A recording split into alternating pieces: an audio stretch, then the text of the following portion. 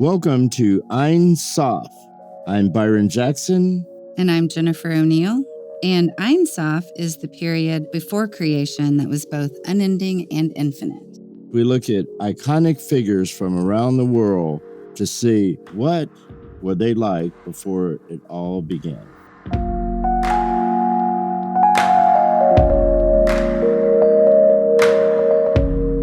Hello there.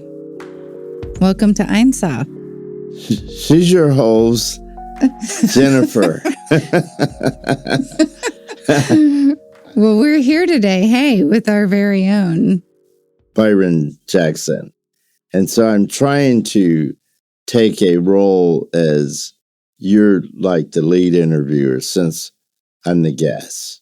That's we're trying that. We're trying that out, yeah. I'm trying to be better.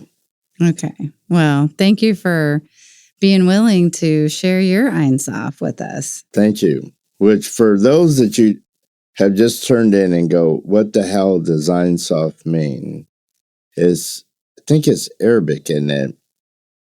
I think so. We think it's Arabic.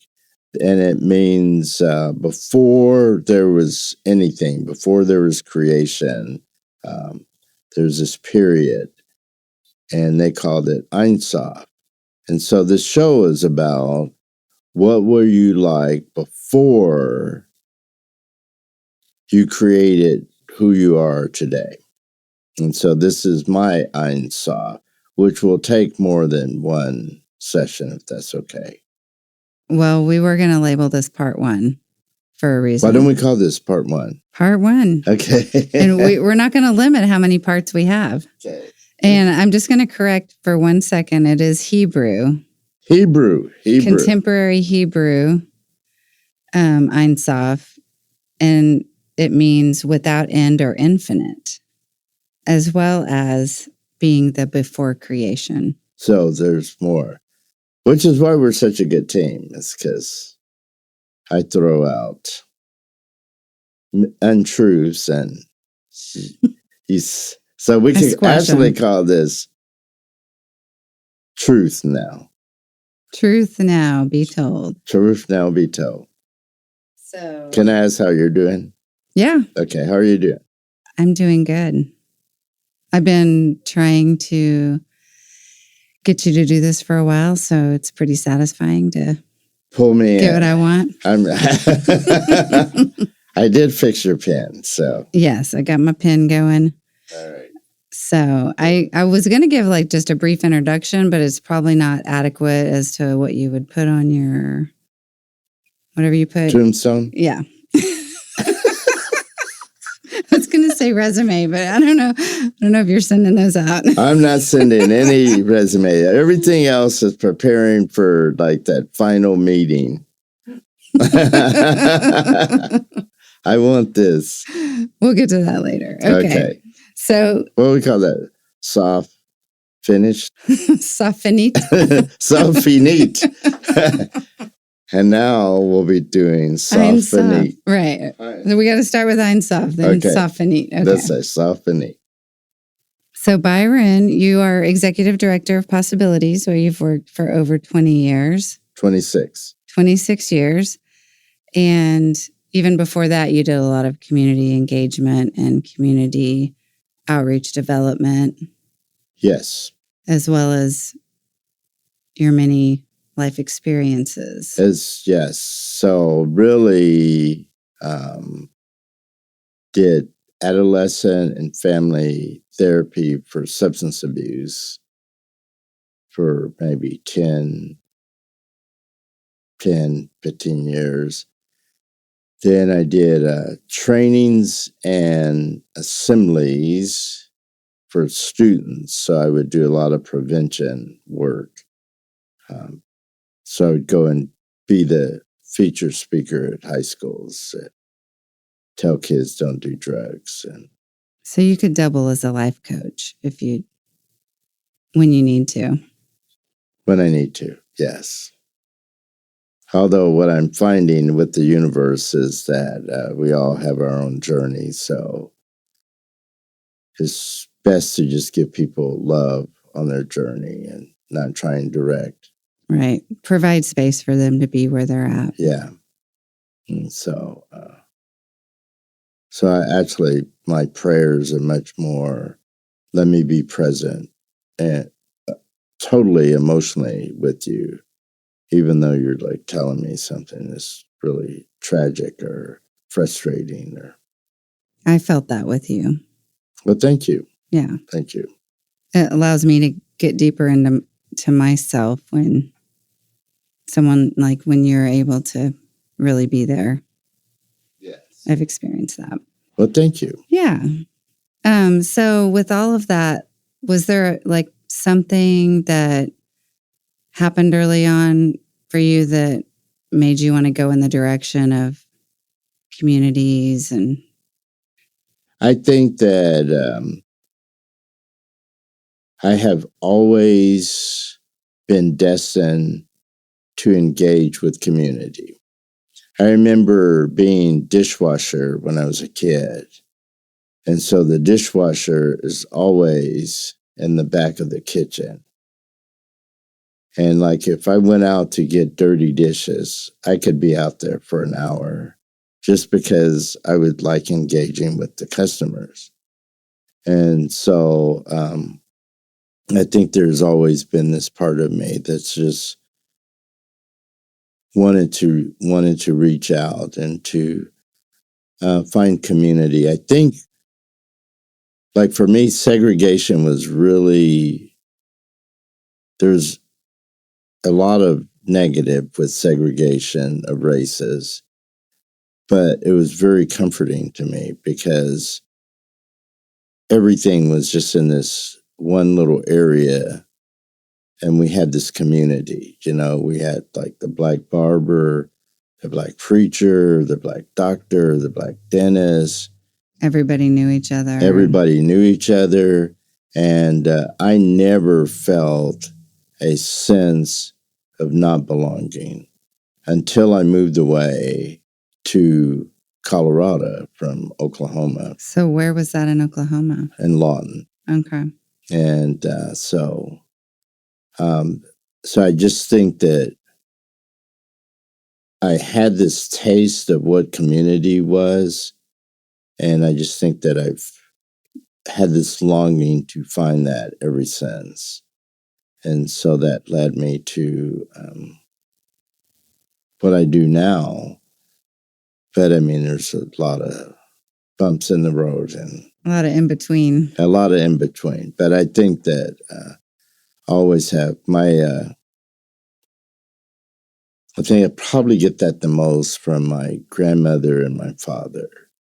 My father's drinking derailed his ability to be effective with.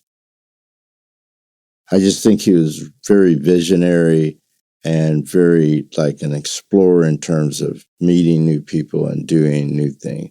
But then he started drinking so much that people didn't want to be around him because he was hell to be around. And but my grandmother, I mean, she always reached out. I mean, she babysat. I had this uncle who was a pimp, and Was this in Lawton? That was in Lawton, and so he would have prostitutes. Well, her and her sister babysat the prostitutes' kids because I mean they would have to leave their kids at night. And so I just grew up around like all these prostitutes' kids. Did the prostitutes come also? I mean, did you see them? Oh, yeah. They didn't stay there. They just dropped their kids off. But they got to, I mean, they would like talk to my grandmother and if they had problems and stuff. And I mean, they became. And this was your grandmother's son that was the pimp? Her brother-in-law. Okay. Her brother-in-law. Her sister's husband. And yeah, there's a very tough side of the family there. Her family, his mom ran a gambling house. Oh, okay. And then she like peddled hot stuff out of it. And I mean, she was like stolen things. Yeah, she was quite a trip herself, her name was Miss Dottie. And she like had this bar. And I mean, nobody messed with her. I was just petrified of this lady. And people gambled in the bar. And oh, they gambled. They shot each other. But you'd rather get shot by one of the customers than Miss Dottie, because if she came out with the gun. And so we had that whole side of the family, but they had all these, so that we'd have these prostitutes, and they would get in trouble with something. I remember kids having to stay. We'd get a call in the middle of the night and go, I got arrested and you'll have to keep so and so. Yeah. Wow. So what was it like being around the prostitute? Did you know they were prostitutes at the time? Yeah, but I mean, it was it's just like they're going to work. Yeah, you go it was just so normal. There were certain parts of my life that was so normal in terms of criminals and prostitutes that we never, I remember there's this guy, part of our family, Trigger Red. He ran a crap house where you had to look through a slitted door to get in. We never got to go as kids. But who was this? His like one of our cousins. Oh, okay. And Sugar Red, and I mean they'd be having shootings and stabbings, and we would just talk about that like we're going, oh, pass the Captain Crunch, and so just a very normal. Very normal. The abnormal becomes normal. Yeah, and I thought nothing was the matter with it. I never went to a family event or any kind of gathering that wasn't at church where there wasn't alcohol until I was in my 20s. And then was that your own family or? No, no. I had to leave them because. So that's quite a transition to go from a childhood where there was, crime happening everywhere. And then you ended up focusing on the community engagement and the sense of belonging.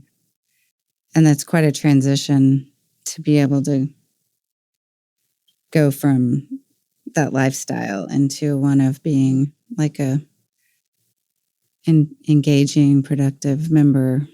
One that doesn't have like prostitutes and pimps. Although I still have my share of that kind of come in my life, but not like family members generally. And I think probably I tried to create community, but I did all my community gathering around drugs and drinking and being in gangs and stealing, and because that's the community I wanted to be accepted by and looked up to. But I was like a terrible criminal. I was a terrible criminal because even the criminals would go, man, you're too sensitive for this work. We'd be friends. And just because I could I could go do a robbery with somebody today, and the next day they would break in my house and steal all my stuff. And so there was no code. I mean, it was just paybacks were hell. Yeah, I mean, and so it was just no sense of trust or building. But I always had, even when I was really strung out, there would always be somebody that was really looked up to in that community that would kind of take me in and protect me and help me. So there were little angels that was watching over me because God knew I could not handle that world. It's just a very tough. Yeah. And just having the thing that if somebody steals from me, I have to be willing to kill them. And to not take it.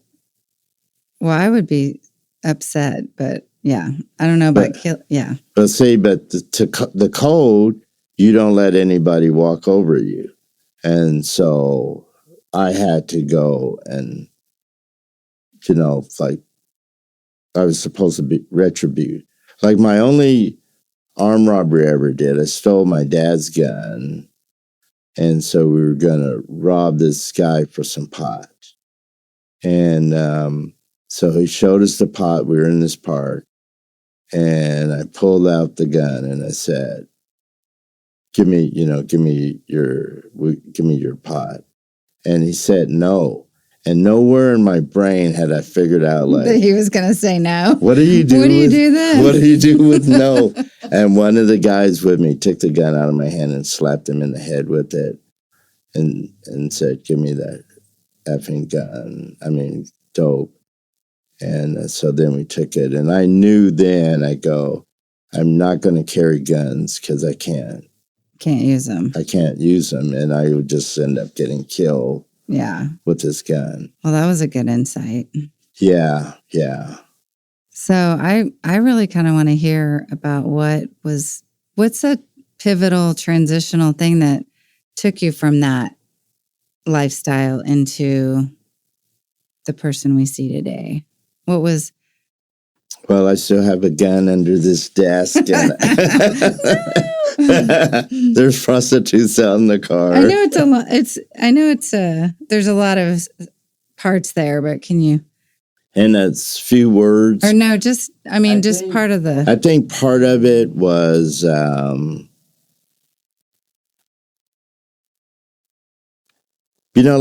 I think the first time you steal or the first time you get high, you have like this grace period because you haven't done it before. Mm-hmm. The more you do it, the more your grace runs out. And I had really reached the grace level on how much crime I could do without going to prison for a long time. I'd been to jail. Like I was in jail once for, like 2 months or something, but I hadn't been to prison. And, but that I had all these charges piling up and I wasn't going to probation. And so I had warrants out. And at that time I was married and I got I was married and I ended up, my wife at that time, she didn't want to stay with me. And you had a child. Had a child. And I tell you, I got up one morning, just like any other morning, and I just said, I went to this drug center, and the police were looking for me, but they didn't know I was in the back room seeing a counselor. And I just made arrangements to come to Oklahoma. And so all that happened like in one day. So you made a decision to do something different and you were trying to get help. I was just trying to get out. You were trying to get the heat off. Yes. And so you just said, I'm going to Norman, Oklahoma. No, I said I was going to Lawton, Oklahoma. Okay. I didn't even know Norman existed. Okay. And because my grandmother was in Lawton. I felt safe with her. But then I got there and I started going through withdrawals from opiates and heroin. And so I remember we called our family doctor, the black doctor, and his view of dealing with drugs was just good. I don't deal with that shit. And they gave me some Thorazine, which knocked me out for like 2 days. I couldn't even That's walk. A shuffling drug, right? Yes. Yeah. And but then we looked and we found the only treatment center at that time was at the mental hospital in Norman. Okay. Central State. And so my uncle, the pimp, drove me to Norman, and dropped me off at the front door, gave me a pack of cigarettes and said, get my stuff together. Had you booked your stay there yet? Or you just showed up at the door? I just showed up. Okay. And so. And it was a drug rehab portion of it. Yeah. They didn't even have a separate wing. They just gave me methadone. Okay. And then admitted me as a patient. And so I ended up staying there for a year. Wow. So transitional housing for a year at Central State. So you're able to come and go and do things. No, I was just there. Okay. I was just there. Maybe we'd have like dances on the Wednesday and craft day You on could go Thursday. out and smoke at the You smoke on the ward. inside. Okay. Yeah, we'd smoke on the ward. I remember walking the hall with this guy every night till about 2 in the morning. We just walk back and forth to smoke. So what were you thinking while you were in there? Was that like a place to get your head together? At that time, I think my main thinking was trying to get back to straighten my life so I could get back with my wife. Mm. And then, I mean, that's what my thinking was. And you were in touch with her and... No. Okay. No. And then, so what happened after you left there? I started working at a restaurant in Norman, washing dishes. And one day I just go, man, I make more money stealing in one day than I do in a whole month at this place. And I just quit. So I decided to go back into stealing. Mm. And so I ended up going to, I didn't know Norman. See, I knew Denver. I knew the layout, which if you're going to be a clerk out there, practice learning your environment before you go stealing in it. And so I ended up in downtown Norman, and I would go into office buildings and steal office equipment. When our purse, I mean, broad daylight, I would just walk in.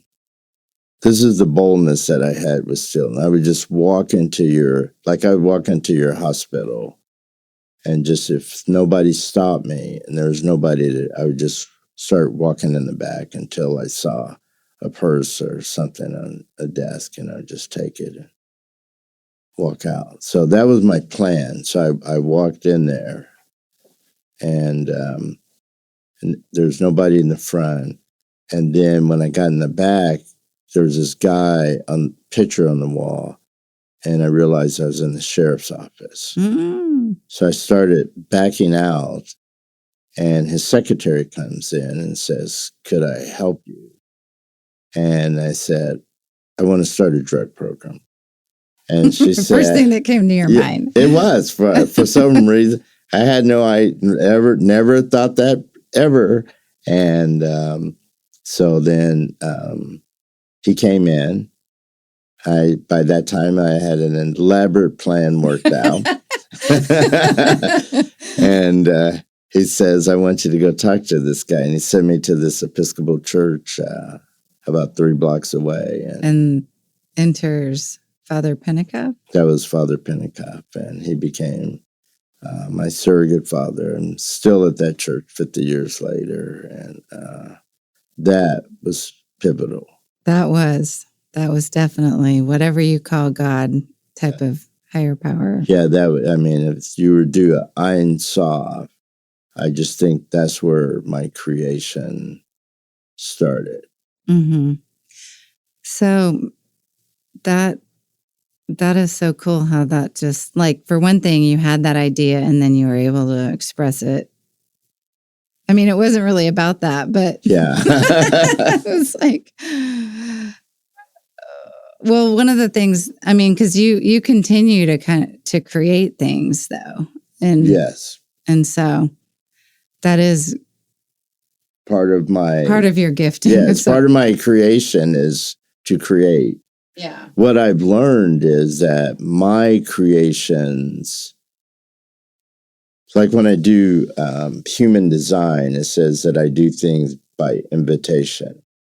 And what I have found is that my creations work better helping other people to create. So I'm much better if you go, "I want to do blah, blah, blah."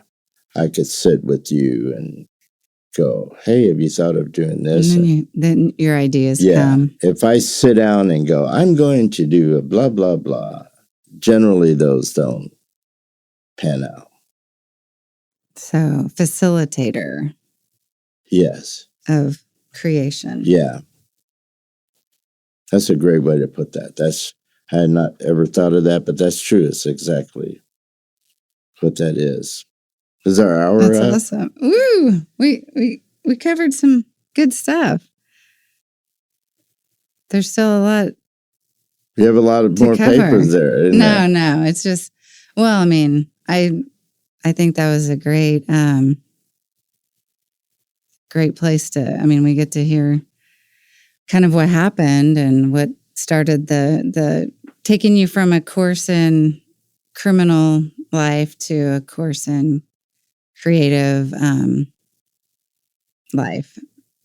I tell you, there's so many teachers, and I think of like my first philosophy professor, and his name was Tom Boyd, and I mean, there was a class with 500 students, and I had never heard of a concept. Remember, I'm around crooks all the time. Mm-hmm. So a concept of philosophy that you would have critical thinking blew me away. Mm-hmm. Because I just thought you just did what people told you to do. Mm-hmm. Or you did what you really wanted to do, but you really to sit and think. And so for me, the birth of being able to really think and have my own thought was like life-changing. Mm-hmm. And that was kind of the process of getting into college. And well, it seems like to me, like you took opportunities and, I mean, ran with them, but also you were open to them. Yes, there had to be, I agree with that there had to be a certain amount of openness at my part. Mm-hmm. Like Father Pentecost could have told 1 million people, yeah, come to my church. But I actually just started showing up every day. Yeah. And so. And did he help you create that drug program? No, because but he gave me the space to do that. And so there's also a guy starting an alcohol center at the same time, which it was much more successful. And I had no connections or no idea of how to do a business. I don't know if I do today, but I really didn't at that time. And so I just, but I did start becoming ingrained in the culture at the church and the culture in Norman. And I started becoming a different person. I remember, like, I used to go back. It took me a few years because Denver had to arrest me. But then after all that they got you back to Norman. Well, I didn't ever get extradited, but I just had to stay in jail for a couple of months. But when I would go back to Colorado, I remember that I walked different because in Norman, I just walked free, like me. But in Denver, I had on that whole persona of like, I'm on the streets and you're not going to mess with me kind of walk. Mm-hmm. And I could tell like I was changed walking, just getting to that town. And I remember the freedom and just that I walked the same no matter where I was at. Wow. So you intentionally made that shift. Yes. Just with the walking. Yeah, just being myself. And it kind of translated into everything you did. Yeah. That's really cool. Well, there's a lot of different directions I want to go. In part two. In part two. In part two. I hope I was not too terrible. No, I think it was great because, I mean, I really wanted to talk about your creative process, but just getting a little intro of it kind of being inspired by other people or intertwined with that. So even my still, I've always been very creative. My stealing was creative. Mm-hmm. because somebody was doing houses to break into. And I just go, man, the chances of getting caught, because everybody does houses. So I was the one to start thinking of doing offices. Yeah. And then I found that you could be so nonchalant just walking in an office. Then I learned, I just learned how to, But I just kind of created this whole new niche of thievery that other people, so people would hang around with me just because, I would always come up with creative ways. Give them opportunities. Yeah. I would give them opportunities. And thankfully now we get the creative opportunities. Well, they were creative in a community kind of engagement way. Well, just in a way that brings love and togetherness and people able to be not hurting people. Yeah. On purpose. People find their gifts and things like that. Well, could you tell us as we go out, a place where you find your greatest joy today? Number one is like sitting here with you, like sitting with another person and just being, and to not do, but just to be. And I really like it when it happenstance, where you're just like with the checkout person at a store, and you go, how's it going? And you go, it's a tough day. And I go, what's going on? Well, my dog died, and and I love those opportunities, and I could spend every moment till I die doing that. And so, I hate the concept of doing, because I think that we're put on this earth to be. And so I just like being. So what gives me joy is to absolutely be. I don't even have to be talking. I could just be with friends, and just being there is like great. Laughing at their jokes and how they make fun of me and each other. And it's just very joyful to me. I love that. To me, it also gives meaning to that word, just to being kind. But yeah, even that puts a label on it. So I like just being with people and yourself. Well, thank you so much for sharing with us and telling us a little bit of part one of your story. Yeah, the bad thing about being 73, this could become like an entire encyclopedia. It could be a series.